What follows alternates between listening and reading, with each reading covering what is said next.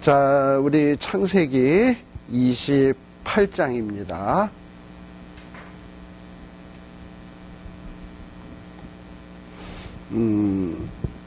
지난 시간에 28장 좀 시작을 했거든요. 근데 좀 오늘 얘기와 결부시켜서 좀 다시 한번 말씀을 드리면, 거기에 보면은 이제 야곱이 아버지를 속이고 형을 속이고 축복을 가로챘습니다. 그리고서는 이제 형의 무서운 칼날을 피해서 도망을 치게 돼요. 근데 이제 이 도망치게 되는 것을 누구도 알게 되었냐? 이삭도 알게 되었어요. 그래서 이삭이 이제 야곱이 이제 밧단 아람으로 가야 되니까, 라반의 집으로 가야 되니까 가기 전에 한번 불러서 지금 신신당부하는 얘기가 28장 1절입니다. 그래서 야곱을 불러서 뭐라고 얘기하냐? 그 부탁하는 내용의 첫 번째가 뭐냐 하면은 가나안 사람의 여자와 결혼하지 말고, 가나안 여인과 결혼하지 말고 밧단 아람 집으로 가서 그 삼촌 라반이 있는데 그 라반의 딸들과 결혼을 해라.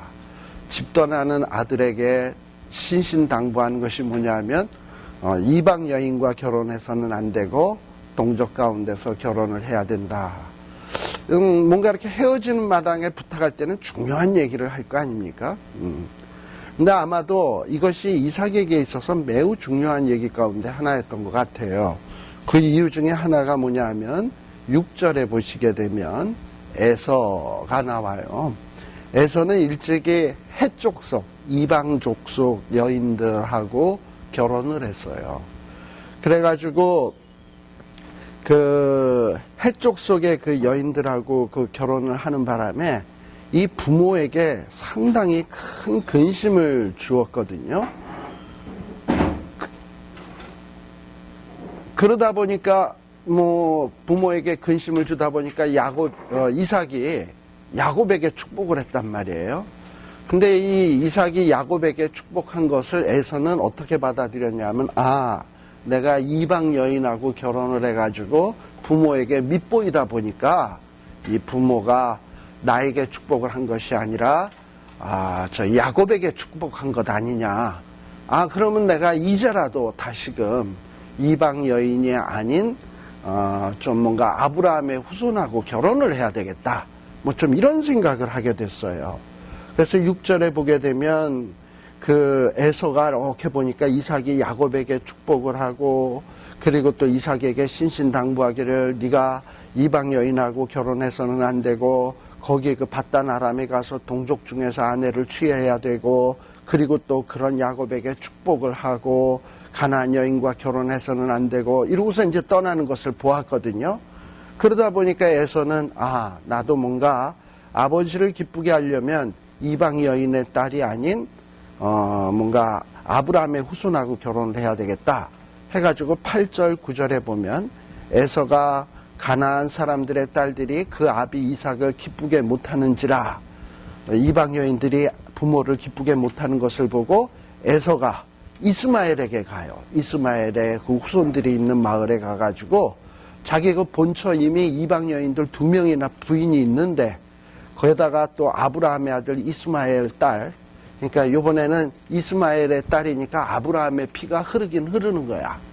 그러니까 아브라함의 피가 흐르는 이스마엘 딸과 결혼을 하면 아버지가 기뻐해서 축복하지 않겠나 하고서는 이렇게 또 하나의 부인을 얻는 거예요. 참 이런 걸 보고 뭐라 그러냐, 헛다리 짚는다라고 얘기를 하는 거예요. 진짜 뭐가 잘못됐는지 뭐가 올바른지를 생각하지 못하고 무조건 동족 여인과 결혼을 하면 하나님 아버지가 기뻐하겠다. 이거 얼마나 어리석은 생각입니까? 이게 에서의 모습이에요. 반면에 야곱은 아버지의 명을 따라서 밧단 아람으로 떠납니다. 그래서 지난 시간 마무리 부분에 축복을 받았던 야곱은 지금 어떤 신세가 되었냐? 집에서 떠나서 홈리스 신세가 되었고, 축복을 못 받은 에서는 어떻게 되었냐? 집에서 평안하게 사는 신세가 되었어요. 아니 어떻게 축복받은 사람은 홈리스가 되고 축복 못 받은 사람은 이렇게 집안에서 평안히 사는가? 어떻게 보면 이것이 오늘날 현실의 모습이에요. 우리는 하나님의 축복을 받은 자들이거든요. 근데 이 하나님의 축복받은 사람들이 세상에서 살 때 보면 세상 사람들보다 잘 사냐? 그렇지 않아요. 우리가 정말 신앙생활을 바로 하면 할수록 세상은 우리를 미워해요. 그리고 우리는 세상에서 환난을 당할 수밖에 없어요. 그러나 우리 예수님은 너희들이 세상에서 환난을 당하나 걱정하지 마라, 두려워하지 말라, 내가 세상을 이기었노라 라고서 우리에게 위로해주고 계십니다. 따라서 정말 우리가 세상에서 신앙생활 바르게 하려다 보면 마치 홈리스와 같이 힘든 나날을 보낼지 몰라요. 그러나 택함 받지 않은 백성, 하나님의 축복의 백성이 아닌 자는 마치 에서가 집에서 편안하게 지냈던 것처럼 세상에서 사는 날 동안 평안할지 몰라요. 근데 세상에서의 삶이라는 것은 잠시고 영원한 어떤 정말 세계는 우리의 죽음 이후에 펼쳐지게 된다는 것을 기억하면서 우리가 비록 고난이 있고 어려움이 있다 할지라도 꿋꿋하게 가야 될 줄로 알아요. 자, 근데 이 홈리스 생활이 시작되는 이제 야곱의 그 홈리스 생활의 시작이 10절부터 등장을 하게 됩니다. 여기서부터가 오늘 시작하는 내용이에요. 28장 10절. 야곱이 이 브엘세바라고 하는 곳을 떠나서 어디로 가게 되느냐? 하란으로 가게 됩니다. 우리 요 지명을 여러분들이 좀 감이 안 잡히시죠? 최근에 여러분들 그거 아시나 몰라? 그 전화기 스마트폰 가지신 분들은 혹시 바이블 25라고 하는 거 들어보셨어요? 네. 바이블 25라는 거를 설치를 하게 되면 그 안에 보면 지도도 나와요. 지도도 나오고 여러 가지 주석도 나오고 그래요. 그래서 여러분들이 브엘세바가 어디지? 하란이 어디지? 해서 어떻게 해서 브엘세바 하란 하면은 지도가 착 전화기에 이렇게 탁 떠요. 그러니까 그거 한번 활용해 보시면 좋을 것 같고요. 근데 또 그게 없는 분들을 위해서 좀 제가 설명을 드려야지. 우리 대한민국을 이스라엘이라고 하고 브엘세바라고 한다면은 한 대전이나 한 대구쯤 한 요 정도라고 치고, 그러니까 서울보다는 남쪽, 예루살렘보다는 남쪽이에요. 브엘세바. 거기서부터 하란이라고 하면은 저기 북쪽의 만주 지역이라고 보시면 돼. 하란은. 그러니까는 그 이스라엘의 국경선을 넘어서 더 북쪽이에요. 하란. 거기가 바단 아람이잖아. 아람 땅. 그러니까 우리 한국으로 치면은 저 중국 땅쯤 되는 거예요. 그러니까 그 거리가 얼마나 멀겠습니까? 여러분들 한 대전에서부터 저기 북쪽에 단둥이나 우리 예집사님 오셨던 하얼빈이나 이쯤 된다고 한다면 이 거리가 얼마나 멀겠어요. 그러니까 거리상으로는 어느 정도냐면 킬로미터로 한 700km. 한 700km의 길을 지금 야곱이 그곳을 떠나가야 되는 겁니다. 이때 기차가 있어요, 버스가 있어요, 택시가 있어요, 뭐가 있어요. 그야말로 타불타불 걸어서 지금 가야 되는 상황이니까 그 가는 발걸음이 얼마나 처량했겠습니까? 그러고서 하란을 향하여 가는 거야. 근데 이것도 그냥 무슨 평안하게 가는 걸음도 아니고 언제 에서가 쫓아올 줄 몰라요. 에서의 직업은 뭐라고요? 사냥꾼. 사냥꾼이니까 동물만 사냥 잘하겠어. 맘만 먹으면 인간 사냥은 못하겠냐고. 근데 자기의 축복을 다 빼앗은 야곱을 사냥하겠다고 작정을 하면 이거 얼마든지 뒤쫓아가서 잡을 수 있는 거거든요. 그러니 야곱은 가면서도 계속 뒷꼭지가 가려워. 혹시 에서가 쫓아오지는 아닐까. 그래가지고 서둘러서 막 이 가는 발걸음이니 이 얼마나 피곤하겠습니까? 그냥 막 부랴부랴 갔을 거야. 그래가지고 이제 가다가 한 곳에 이르렀어요. 이곳은 루스라고 하는 지역이고 훗날 그 이름이 베델로 바뀌어지는 그런 지역입니다. 이곳에 가서 해가 지게 되었어요. 한 80km 정도를 아마 이 야곱이 브엘세바를 떠나서 온 것 같아요. 80km면 꽤 먼 거리입니다. 그것도. 여러분들 차로 80km 가니까 한 1시간이면 가거니 생각하지만 걸어간다고 생각을 해보세요. 그러면 이거 얼마나 엄청 먼 길인가. 자, 그곳에 가서 해가 지니까 뭘 하게 되었냐? 유숙, 요것도 지난 시간에 좀 설명을 했던 것 같으네요. 유숙은 뭐냐? 홈리스 같은 사람이 길거리에서 아무거나 덮고 신문지 같은 거 덮고 누워 자는 거. 이게 유숙이에요. 뭐 잘 데가 어디 있겠습니까? 뭐 이런 데서 아무 데서나 이제 유숙하려고 돌을 취해서 베개하고 누워 자는 거예요. 축복받은 사람의 모습입니다. 이게 말이 됩니까? 축복받은 사람이 길거리에서 신문지 덮고 돌베개 베고 잔다. 무슨 축복이 이래? 그렇잖아. 참 어떻게 보면은 말이 안 되는 것 같잖아요. 조금 전에 축복 기도를 다 받았는데 그 다음에 벌어지는 일이 완전히 홈리스의 피난민 신세에 완전히 상그지도 이런 상그지가 없어요. 도망자의 신세에. 자, 그런데 이 축복받은 사람에게는 놀라운 일이 벌어졌어요. 그게 뭐냐 하면 12절의 내용입니다. 누워서 잠을 잘 때 얼마나 처량하겠습니까? 그런데 꿈에 희한한 꿈이 나타난 거야. 그 꿈의 내용이 뭐냐 하면 사닥다리가 땅에서부터 저 하늘까지 사닥다리가 딱 닿아 있는 거예요. 그래가지고 그 사닥다리가 꼭대기가 하늘까지 딱 닿았어. 그리고 그 사닥다리로 누가 왔다 갔다 하냐? 천사들이 그냥 오르락내리락 하는 막 이런 모습이 펼쳐지는 거예요. 얼마나 기가 막힌 광경이겠습니까? 혹시 여러분들 이런 꿈 꿔보신 적 계신가요? 혹은 뭐 기도 중에 환상을 봤는데 이런 거를 보신 적 있나요? 이거 얼마나 대단한 건지 몰라요. 근데 여기에 말하는 이 사닥다리가 좀 의미가 있어요. 여러분들 요한복음 1장 51절 한번 신약성경 한번 찾아서 보십시다.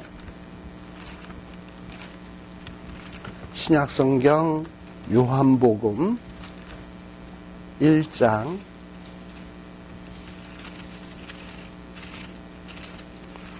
50절 정도 보시면은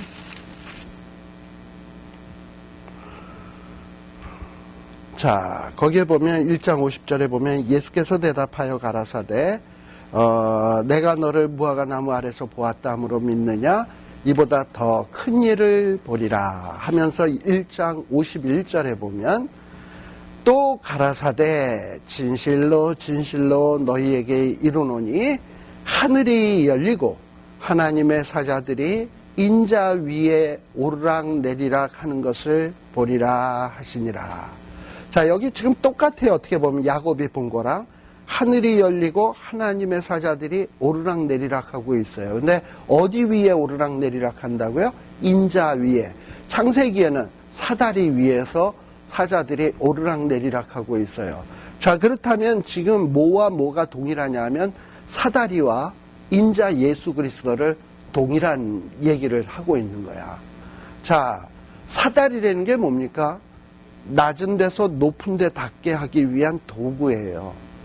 우리 예수님은 어떤 분이냐? 우리 땅에 있는 죄인이 모든 사람이 죄를 범하였음에 하나님께 절대로 도달할 수가 없어요. 하나님 앞에 이룰 수가 없었어요. 모든 사람이 죄를 범하였음에 하나님의 영광에 이르지 못한다라고 돼 있어요. 그런데 우리 인간과 하나님 사이를 연결해주는 사다리가 누구냐? 바로 예수 그리스도예요. 그래서 우리가 예수 그리스도를 통해서 하나님과 나 사이에 기도의 통로가 열렸어. 죄인이었을 때는 우리가 암만 기도해도 하나님 앞에 기도가 상달이 안 돼요. 그런데 예수님께서 죄 문제를 해결을 했기 때문에 예수 이름으로 우리가 기도하잖아? 그러면 그 기도를 천사들이 가지고 하늘에 갔다가 올리고 또 그 응답을 받아가지고 내려오고 이런 일을 계속 하는 거예요. 이게 하나님의 천사들이 하는 일이야. 자, 그러니 지금 야곱이 보는 것은 뭐냐? 자기는 홀을 단신으로 도망쳐서 지금 황량한 광야에서 홀로 누워서 잠을 자고 있다고 생각을 하는데, 그리고 쫓기는 처량한 신세가 돼 있다고 생각을 하는데 그게 아니야. 자기 있는 곳에는 하늘 사닥다리가 탁 놓여져 있고 그곳에서 야곱의 소망하는 기도, 또 야곱을 지키기 위해서 천사들이 오르락내리락 하면서 야곱에 대해서 하나님이 워치아웃, 이렇게 지켜보고 계시는 이런 모습을 보게 되는 거예요.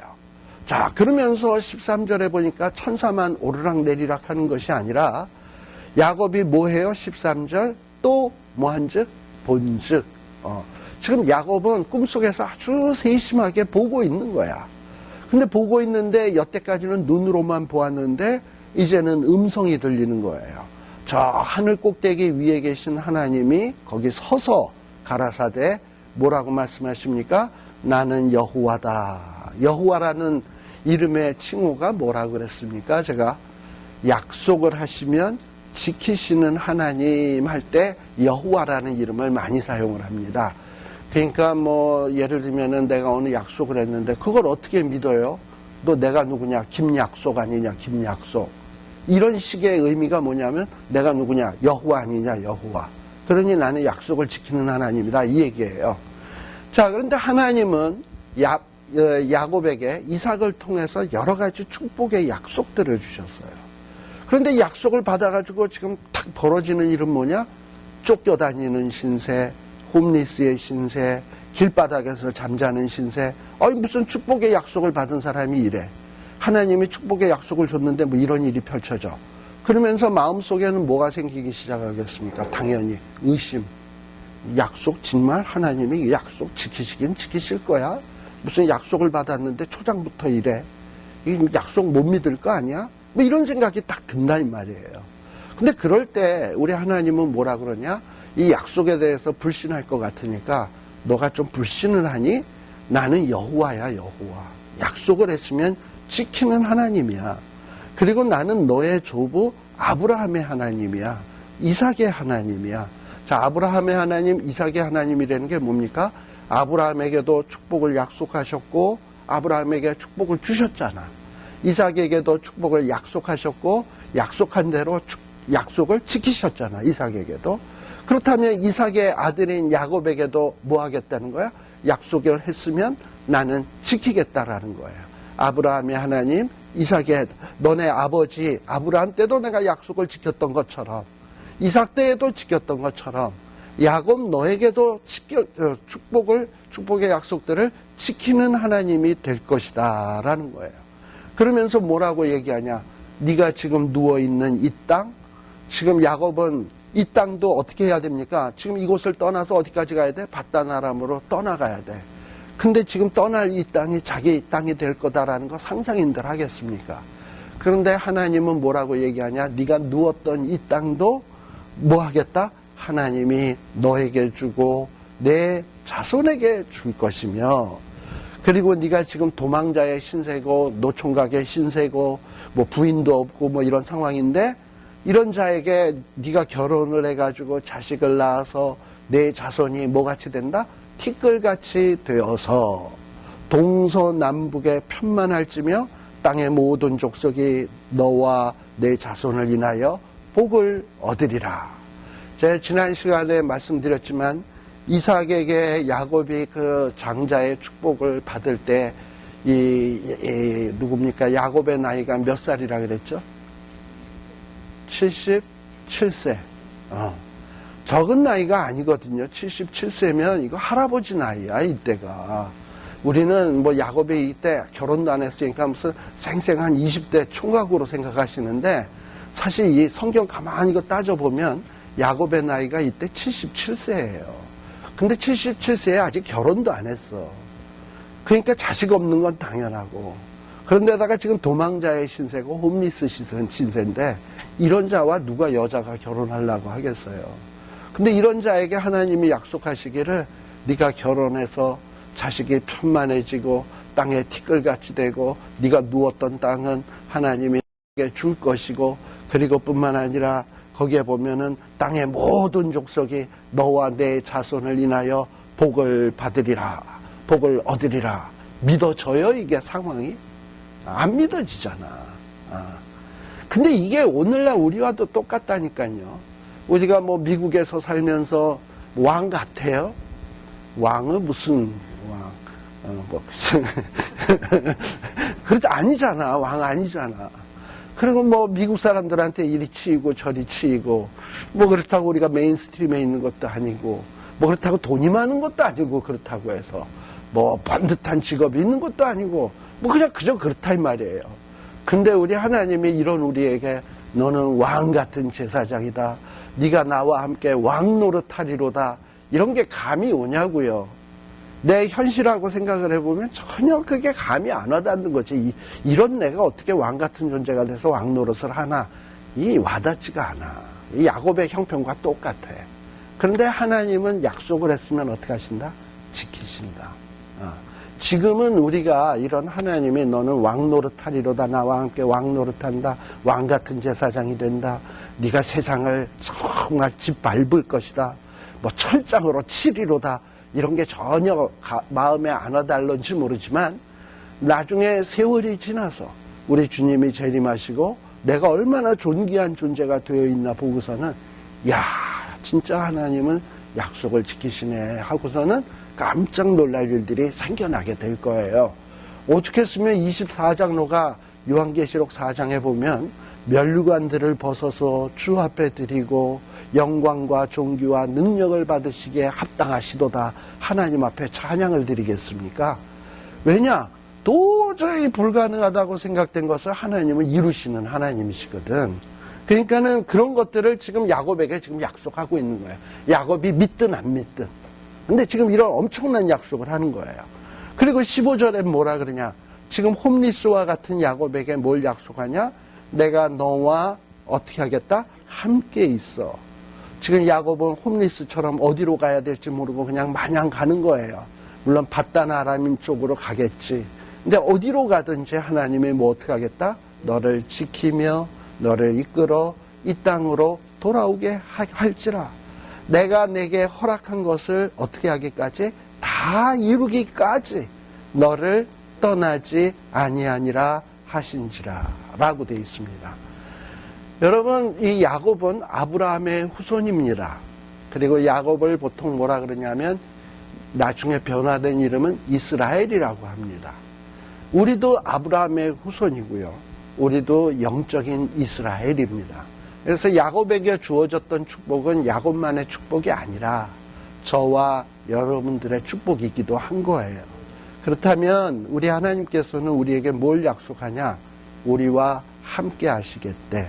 어디로 가든지 지켜주겠대.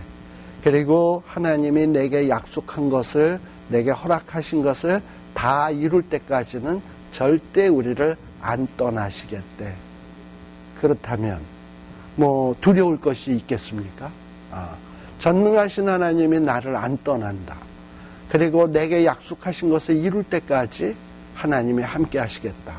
또 그 하나님은 또 부리는 천사들도 있어.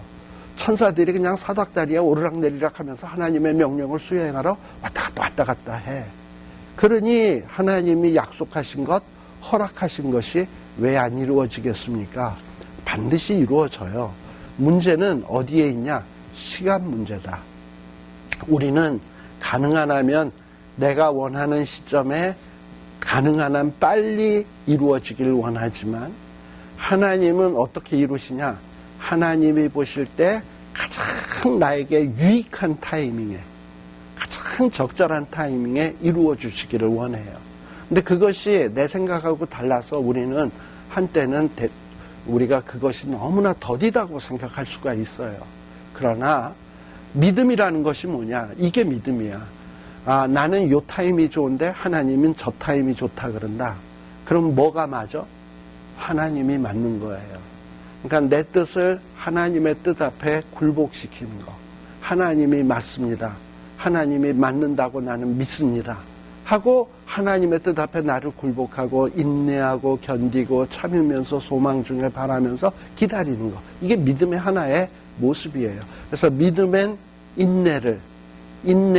믿으면 인내를 낳는다 그랬죠. 믿음은 반드시 인내를 낳게 돼 있어요. 하나님의 뜻이 옳다 그러면 그때까지 기다리는 거예요. 근데 야곱이 바로 그런 축복을 받은 겁니다. 근데 이 야곱이 받았던 축복도 가만 보면 세 가지의 축복이 있어요. 첫 번째는 뭐냐? 거기에 보면은 하나님께서 13절에 보면 여호와라고 하시면서 뭘 주겠다? 땅 주겠다. 땅을 주겠다라는 거예요. 그 다음에 또 두 번째 축복은 뭐냐? 14절에 보시게 되면 자손이 티끌같이 되겠다. 그 다음에 세 번째 축복은 뭐냐? 하나님이 함께 하시겠다라고 하는 축복이에요. 우리 하나님께서 믿음의 조상들에게 약속하신 축복은 이렇게 크게 세 가지로 요약이 됩니다. 이건 굉장히 중요한 거예요.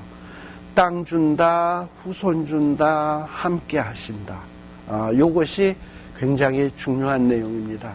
땅 준다라고 하는 것은 일종의 물질적인 축복이라고 보시면 되고, 후손의 축복이라고 하는 것은 그야말로 자녀의 축복이겠죠. 그 다음에 함께 하신다라고 하는 것은 영적인 축복이겠죠. 자, 그렇다면 제가 여러 번 물었습니다만, 물질적인 축복, 하나님이 또 너무나 엄청나면 우리가 좀 마음에 와닿지 않으니까 우리 집에 한 500만 불 정도 줄까? 내가 500만 불을 줄까? 두 번째, 내 자녀들을 하버드 졸업하고 예일 졸업하고 의사 변호사 돼서 연봉 한 10만 불 이상 되는 자녀로 만들어 줄까? 또 마지막에 그냥 이런 거 다 빼고 그냥 내가 너랑 함께 할까 했을 때 초이스 하나만 하라고 그런다면 셋 중에서 여러분들은 뭘 선택하시겠습니까? 진짜? 이제 여기는 제가 성경 공부하는 데니까 함께 해. 이걸 원했지만 집에 가서는 500만 불. 또는 우리 아새끼 잘 되는 거. 이러지. 함께 해봐야 이거 맨날 그냥 그 모양 그 꼴인데 500만 불이면 이것저것 해결될 게 참 많은데 그렇지 않겠어요? 그러니까 이게 하나만 선택하라 그러면 참 어려워져. 근데 대부분 하나님의 함께 하심을 원하는 사람은 뭐냐? 뭘 알기 때문이냐? 하나님이 함께 하시면 두 가지도 해결되거든. 그래서 원하는 거야. 근데 만일에 하나님이 함께 하시면 두 가지는 안 된다고 했을 때 하나님 선택하겠냐 이 말이지. 이게 쉬운 얘기가 아니에요. 근데 진짜 중요한 것은 하나님이 함께 하시는 게 제일 중요한 거예요. 땅 주는 거, 후손 주는 거 하나님이 함께 안 하면 저주가 될 수 있어요. 부자 되는 거, 돈 많아 보세요. 돈 많은 집안이 오히려 가정 간에 전쟁이 나는 경우가 얼마나 많습니까? 또 후손, 아새끼 많으면 뭐합니까? 못된 자식들만 드륵드륵 많으면 바람 잘 날없고 얼마나 골치 아픕니까? 저주예요. 그러나 하나님이 함께 하시는 것은 이건 가장 복된 겁니다. 그런데 하나님이 이런 축복을, 이 축복은 아브라함에게도 약속했던 것이고 이삭에게도 약속했던 것이고 지금 야곱에게도 약속하시는 것이고 오늘 우리에게도 약속하시는 거예요. 그러니까 우리에게 땅을 준다라는 것은 무슨 얘기냐? 우리에게 갈 땅은 어디냐면 새하늘과 새 땅이 기다리고 있어요.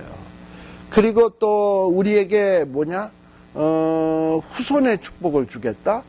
그건 뭐냐면 우리 자녀들을 통해서 이 복음이 확산돼 나가는 어떤 그런 걸 얘기하는 거예요. 그 다음에 함께 하시겠다? 벌써 우리가 예수 믿는 그 순간서부터 성령 하나님께서 우리 안에 내주하셔가지고 하나님께서 우리에게 허락한 것을 이루기까지 아까 뭐라 그랬습니까? 떠나지 아니한다. 이게 함께 하심의 약속이 이루어지는 거예요. 그런 면에서 우리에게도 이 약속은 똑같이 적용이 되는 겁니다. 근데 이것이 도망가는 야곱에게 있어서 얼마나 큰 위로가 됐을까요? 그러니 여러분들도 힘들고 어려울 때는 이 창세기 29장의 상황을 한번 묵상을 해보세요. 야곱에게도 어려운 때 나타나신 하나님, 내게도 같은 위로를 주시옵소서. 정말 하나님께서 나를 지키시기 위해서 천사들을 나 있는 곳으로 사닥다리를 펼치시고 오르락내리락 하시는 이 사실을 믿게 하여 주옵소서.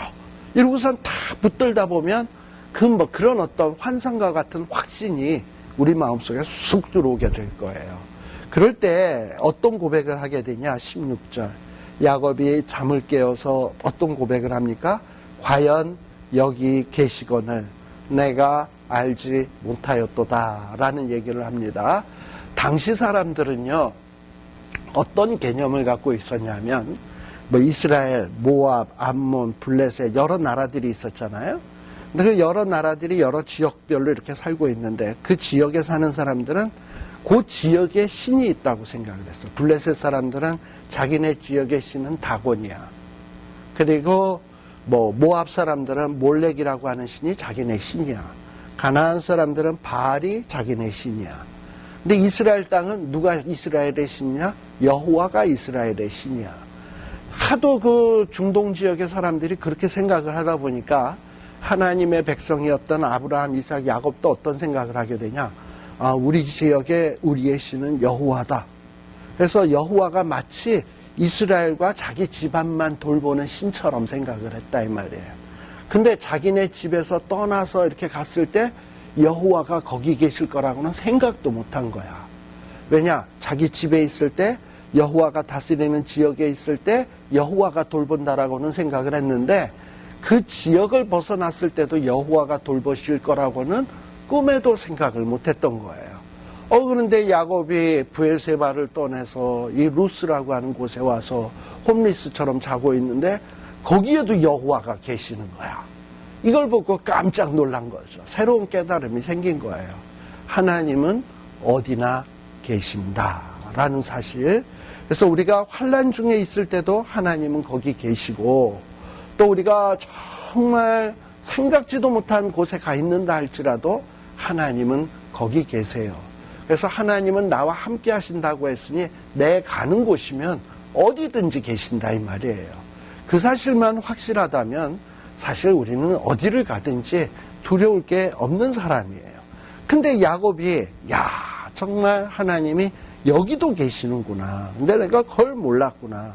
그래서 내가 두려워했구나. 하나님이 여기 계시는 줄 몰라서 두려워했는데, 근데 지금 뭐냐? 이렇게 하나님을 뵙고 나니까 또 다른 두려움이 생겼어요. 옛날에는 혼자였다라는 두려움이었는데 이제는 거룩하신 하나님을 만나고 나니까 마치 경외의 두려움, 두려워하거라도 두렵도다. 이것이 다른 것이 아니라 이는 하나님의 전이요 이는 하늘의 문이로다. 즉 하나님 앞에 연결될 수 있는 곳이 아닙니까? 그게 바로 성전이지. 그리고 하늘에 통하는 문이 있는 곳이니까 하늘의 문이지. 이러다 보니까 이것도 성전이구나. 그래가지고 야곱이 거기에서 하나님 앞에 예배를 하는 거예요. 베개에 있던 돌을 가지고 기둥을 세우고 그 위에 기름을 부었다. 우리가 성경에 보면 십계명에 보면 제2계명 뭐가 있죠? 어떤 형상이라도 만들지 말라 그랬잖아. 여기서 어떤 기둥을 세웠다라고 하는 것은 어떤 우상 기둥 같은 그런 걸 만든 게 아니라 일종의 기념비를 만든 거예요. 우상의 대상으로 만든 게 아니라 여기 하나님이 계신다. 어떤 놀라운 일을 체험했을 때 기념비를 세우는 거예요. 예를 들면은 우리 한국에 보면 광개토 대왕이 저기 이렇게 땅을 정복한 다음에 그것을 기념하기 위해서 그곳에다가 승리 기념비 같은 걸 탁 세우잖아요. 그것처럼 야곱은 정말 자기 생애에 잊을 수 없는 그곳에다가 뭘 세웠냐? 기둥을 세우고, 그리고 거기에다가 그곳을 거룩하기 위해서 기름을 붓고, 거기에서 하나님 앞에 감사의 예배를 드리고 있는 것이 지금 이 모습이에요. 그러면서 아까 이곳이 성전이라 그랬는데 지금은 뭐라 그러냐? 벳엘이라는 말을 써요. 벳엘. 원래 베들레헴, 이 얘기 들어보셨죠? 베들레헴. 원래 베드라는 말도 벳이라는 말이야. 벳레헴. 근데 베드라는 말은 히브리어로 뭐냐? 집이라는 말이야. 집. 베드라는 말은 집. 레헴이라는 말은 뭐냐면 떡집이라는 말이에요. 그러면 베드엘. 베드는 집, 엘은 뭐예요? 하나님. 베델은 그래서 뜻이 뭐냐면 하나님의 집이라는 말이에요. 자, 아까 자기가 누워 잤던 곳에서 하나님을 배웠기 때문에 지금 그곳의 이름을 뭐라고 지었냐? 벳엘이라고 이름을 지었어요. 원래 그 땅의 원래 이름은 루스라고 하는 곳입니다. 근데 이 루스라고 하는 곳이 후일에 이 야곱을 생각하면서 이 지명의 이름이 바뀌었어. 베델로. 그래서 이 베델이라는 지역으로 바뀌어지게 된 겁니다. 자, 그러면서 야곱이 거기에서 하도 그렇게 놀라운 은혜 체험을 하고 난 다음에 하나님 앞에 서원을 하는 거예요. 서원이라는 것은 보통 어떤 때 하냐? 정말 자기가 하나님을 위해서 어떻게 살겠습니다 하고 맹세하고 약속할 때, 보통 하는 것이 서원인데, 이제 하나님이 나와 함께 계시사 내가 가는 이 길에서 나를 지키시고 먹을 양식과 입을 옷을 주사 나를 평안히 아비 집으로 돌아가게 하시오면 여호와께서 나의 하나님이 되실 것이요 라는 얘기를 합니다. 참 어찌 보면 물론 이제 이야기는 좋게도 해석할 수 있고 조금 나쁘게도 해석할 수 있는데 야곱다운 모습이에요. 즉 하나님하고 뭘 하고 있는 거냐? 딜을 하는 것 같아.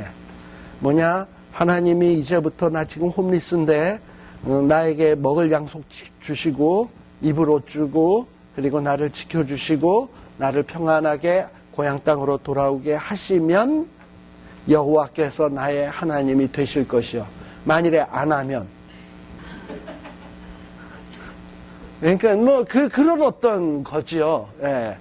그러니까 우리도 이런 비슷한 기도 많이 하지 않아요? 하나님이 나를 요거 해주시면 하나님은 나의 하나님이 되실 것이요. 뭐 이럴 거. 만일에 안 하면 하나님 되는 거 고려해 보겠습니다. 뭐 이러고서는 은근히 하나님 앞에 공갈 협박치는 경우가 있잖아요. 예. 그거 보면 참 우리가 야곱의 후손 맞는 것 같아. 아브라함과 이삭과 야곱의 후손 맞는 것 같아. 왜냐? 닮았거든. 근데 지금 이런 어떤 얄팍한 모습으로 하나님 앞에 조건을 걸고 기도하는 것에 대해서도 하나님은 기꺼이 그 기도를 받아주시는 정말 사랑의 하나님이시고 폭넓으시고 인자하시고 긍휼이 넓으신 하나님이십니다.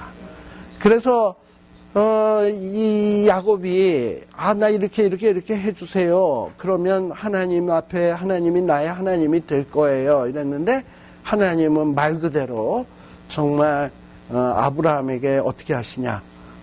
지키시고 먹을 양식 주시고 입을 옷 주시고 평안히 아비 집으로 돌아오는 일을 성취하시는 하나님입니다. 저는 이 구절을 볼 때 늘 좀 마음속에 생각나는 게 뭐냐면 저희 아버님이 늘 많이 생각이 나요. 저희 아버님이 2002년도에 돌아가셨거든요. 2002년도 11월에 돌아가셨는데 돌아가시기 전에 제가 한 3, 4개월 전에 한국에 가가지고 아버지 병수발을 한 달 동안 했던 것이 있었어요. 왜냐하면 아버지 돌아가실 것을 이미 알고 있었거든요. 한 5, 6개월 전서부터는. 그래서 돌아가시기 전에 좀 아버지 병수발을 해야 되겠다 하고서는 나가서 한 달 동안 이렇게 아버님 이렇게 수발을 들었던 적이 있었습니다. 근데 그때는 우리 아버님이 의식이 다 있으셨고, 다 이렇게 생각도 다 하시고, 저랑 대화도 하시고 그러셨어요.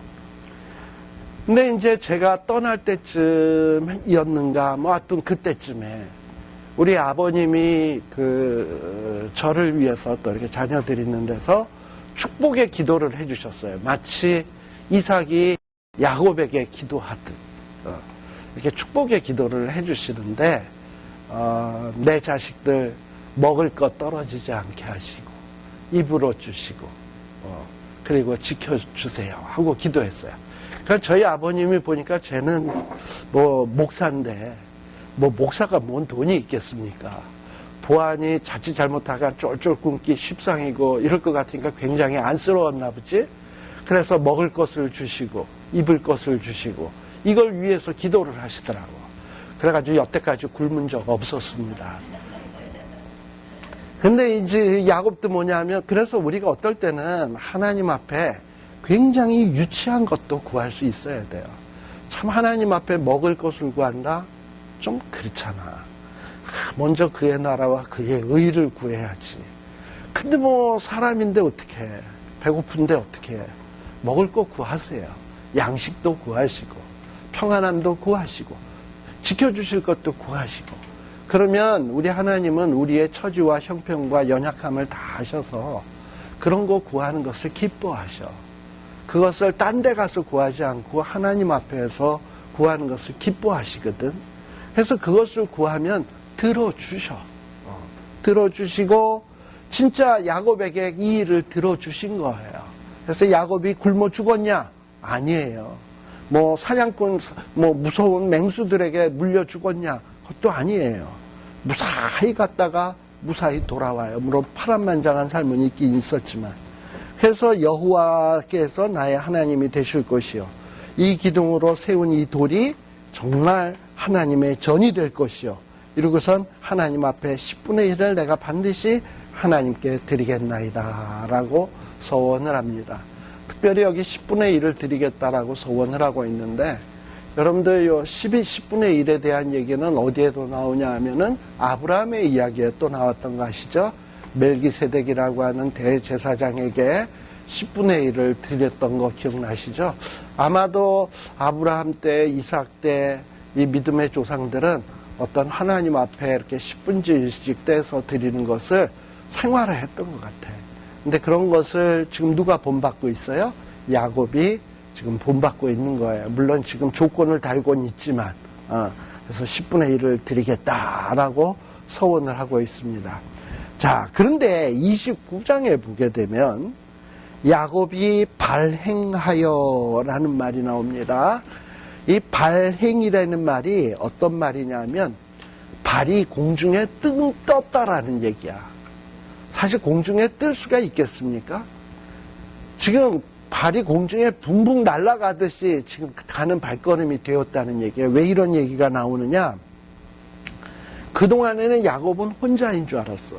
혼자서 도망치고 두려움 속에 벌벌 떨고 있었는데, 자기가 혼자가 아니라 하나님이 함께 하시고 어디로 가든지 함께 하겠다고 약속하시고 허락한 거 이루기까지 함께 하여 주시겠다고 막 약속해 주시고 막 그냥 꿈에 그냥 막 다 보여주시고 이러니까 얼마나 감격에 겨웁니까?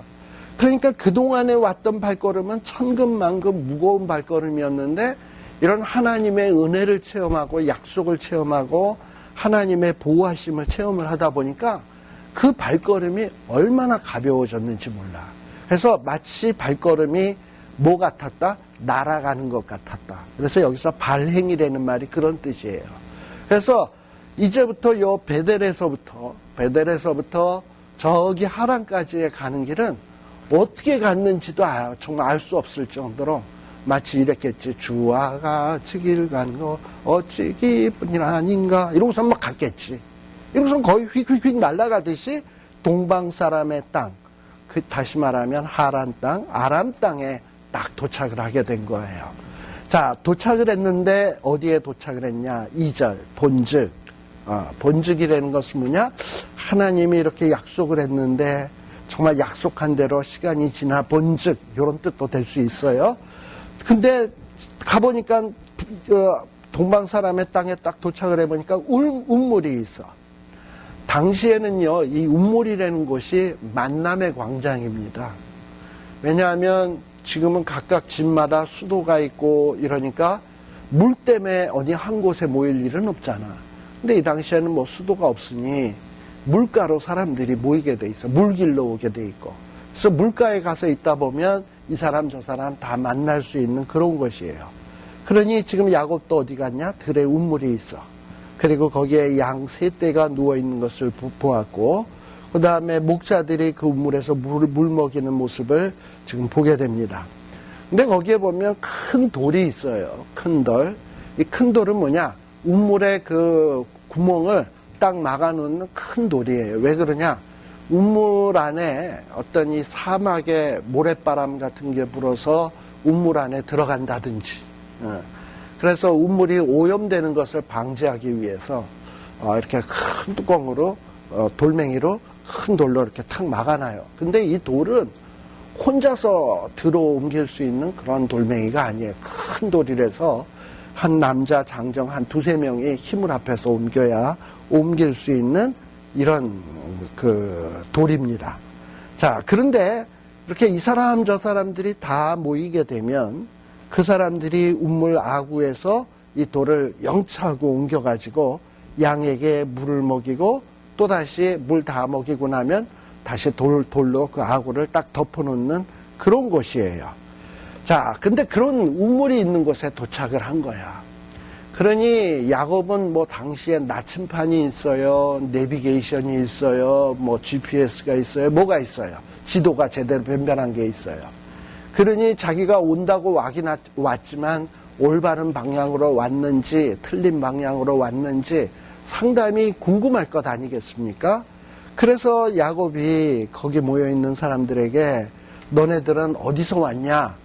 했더니 우리가 하란에서 왔다 라는 것을 보니까 자기가 하란 가까이 왔구나라는 것을 딱 직감할 수 있었어요. 자기가 가는 목적지가 하란인데 내가 제대로 왔구나. 이런 하란에서 온 목자들을 딱 만나는 그 순간 야곱의 마음속에 생기는 마음이 뭘까? 하나님께서 아까 약속했던 것이 뭡니까?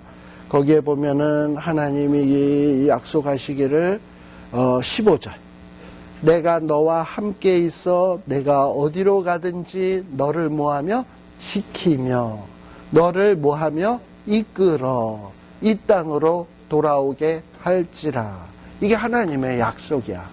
근데 나침반도 없이 지도도 없이 뭐 그렇다고 가이드도 없이 홀홀단신으로 갔는데 그것도 초행길을 갔는데 야곱이 한 번에 그냥 거의 하란 근처까지 딱 갔다. 그리고 제대로 도착했다 했을 때 마음속에 생기는 생각은 그동안 하나님이 동행한다는 생각에 발걸음이 얼마나 가벼웠겠습니까? 그러면서 도착했는데 진짜 하란 근처까지 왔어? 하나님은 나를 지키시는구나. 동행하시는구나. 함께 하시는구나. 라는 것을 다시 한번 확인할 수 있지 않았겠어요? 신앙생활이라는 게 이런 거야. 그러니까 약속을 믿고 내가 살아서 기쁨으로 살다가 보니까 도착한 지점에서 지난날 회상해 보니까 역시 하나님이 인도하셨어. 이게 확인될 때 진짜 하나님의 은혜가 크구나. 그래서 우리가 찬송가도요. 어릴 때는 찬송가를 불러도 어떻게 부르냐? 지금까지 지내온 것 주의 크신 은혜라 아무 의미 없이 그냥 외워서 그냥 불러. 근데 나이가 한 50이 넘고 머리가 희끗희끗해지고 인생 살만치 살고 그리고서 뒤돌이켜서 그 찬송을 부르면 지금까지 하는 순간에 벌써 내 삶 속에서 어떤 사건들이 탁탁탁탁탁탁 떠올라. 그리고 그 순간에 지키셨던 하나님의 모습들이 막 생각이 나. 그러면서 지금까지 지내온 것 주의 크신 은혜라 하면 벌써 눈물이 글썽글썽해지려고 그러고 가슴이 울컹울컹해지려고 그래. 유치부 다니는 애들이 저도 어렸을 때도 저도 집에서 가정예배 봤는데요.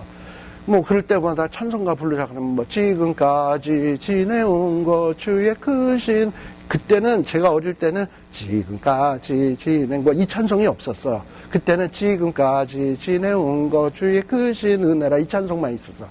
그러니까 그 찬송 부르면 그 가사 몰라요? 지금까지 지내온 거. 근데 유치부 다니는 애가 지금까지 지내온 게 뭐가 있어? 없지. 주의 크신 은혜야. 살아봐야 인생의 밑바닥도 내려가 보고 눈물 나는 때도 가보고 정말 아팠던 순간도 있고 야곱처럼 광야 같은데 호롤단신으로 이루고 가는 순간에 그래도 하나님이 지키시고 보호하시고 인도하셔서 하란까지 와 있는 나를 볼 때 지금까지 지내온 것은 주의 크신 은혜로구나 라고 고백할 수 있는 것 아니겠습니까? 바로 야곱이 지금 그것을 깨닫는 거야. 거기 온 목자들, 물가에 온 목자들한테 딱 물어보니까 너네들 어디서 왔냐? 하란에서 왔노라 할 때 그 마음에 밀려오는 하나님의 인도로 내가 제대로 왔구나 라는 게 딱 확인이 되잖아요. 그래서 이 하란에서 왔다니까 또 물어보는 거죠. 궁금해서 5절 야곱이 그들에게 그 목자들에게 말하죠. 너희가 나홀의 손자 라반을 아느냐? 라반이 누구죠? 야곱에게는 삼촌. 리브가가 삼촌 라반에게 가라 그랬잖아. 그러니까 지금 야곱에 가는 목적지가 라반의 집이거든요. 라반을 아느냐? 근데 그 사람들이 몰라요. 이러면 참 이게 낭패죠. 근데 딱 물어봤더니 그들이 뭐래? 아노라. 이러니까 또 얼마나 또 기가 막히고 또 하나님의 인도하심이 또 기가 막히겠습니까? 그랬더니 또 그러고 있는데 또 야곱이 그래서 그들에게 그런 라반의 집안이 쫄딱 망하지 않고 평안하냐 그랬더니 또 평안하다는 거야. 쫄딱 망했다면 가봐야 이건 완전히 집만 되는 거잖아요. 근데 평안하다는 거야. 그러니까 얼마나 안심이 되겠습니까? 근데 또 그 순간에 또 어떤 일이 벌어지냐? 그의 딸, 라반의 딸, 라헬이 지금 양을 몰고 오고 있어. 여러분 알다시피 라헬은 굉장히 미모가 있는 여인입니다. 이 미모가 있는 여인이 그야말로 정말 팔랑팔랑 하면서 양떼를 다 이끌고, 지금 야곱이 그래도 기분이 좋은데 하란에 온 것도 기분이 좋고 라반 안 되는 것도 좋고, 그런데 그때 마침 미모의 여인이 착 양떼를 먹고 착 목자처럼 오는 모습을 보았을 때 얼마나 뿅 하고 갔겠습니까? 자, 그러고선 오는 거예요. 자, 그러다 보니까는 이제 어떤 일이 벌어졌냐. 양을 몰고 오게 되는데, 그 8절에 보게 되면, 그 다음에 이제 아마 라헬이 오니까 이 야곱이 무슨 생각이 들었냐면, 라헬하고만 좀 있고 싶은 마음이 있었나 보지? 그래가지고 목자들한테 좀 방해받고 싶지 않으니까, 야, 해가 높으니까 지금 짐승 모일 때가 아니니까 너네들 딴 데 가서 이렇게 그 양에게 물을 먹이고 딴 데 가서 좀 양식도 풀 좀 뜯고 오도록 해라. 그랬더니 목자들이 눈치도 없이 뭐라 그러냐면, 우리가 그리 못하겠노라 라는 거예요. 그래가지고 때가 올 때까지 그냥 사람들이 다 모여지는 거야.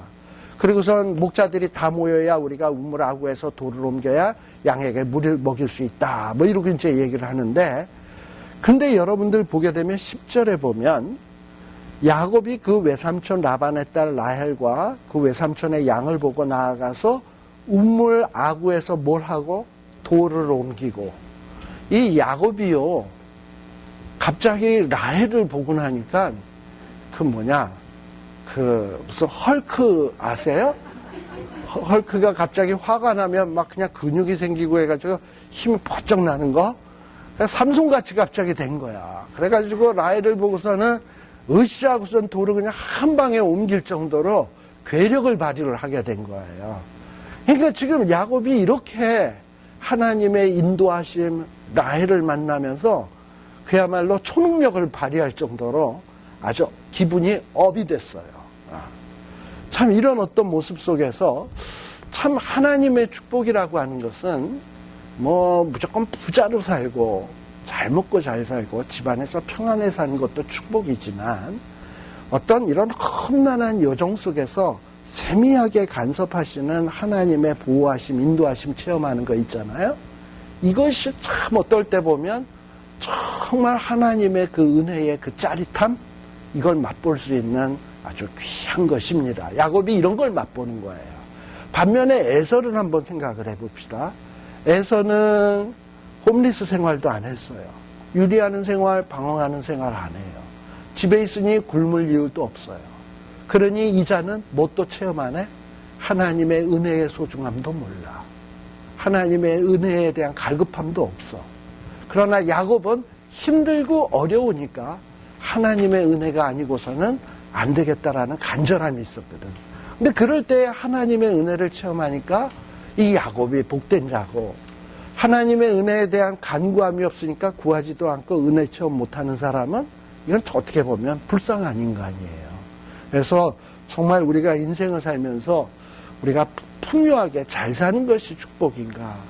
비록 가난해도 그 가운데 굶지 아니하고 때를 따라 일용할 양식과 만나로 먹이시며, 또 필요하면 구름기둥 불기둥, 정말 목말라 하면 불가능한 곳에서 바위 같게 해서 물이 터져 나오는 것을 체험하고, 정말 힘들어 쓰러져 누워있으면 하늘 사닥다리가 보여지면서 천사들이 나를 지키기 위해서 오르락내리락 하는 모습이 보여지고, 이런 것들을 내 삶 속에서 체험을 한다면 비록 돈 없고 가난하고 지위가 없고 별 볼 일 없다 할지라도 그런 자가 행복자고 그런 자가 축복자다라는 사실을 우리들이 잊지 말아야 되겠다라는 이야기를 드립니다. 잠시 쉬었다가 우리 나머지 부분 또 이야기하도록 하겠습니다.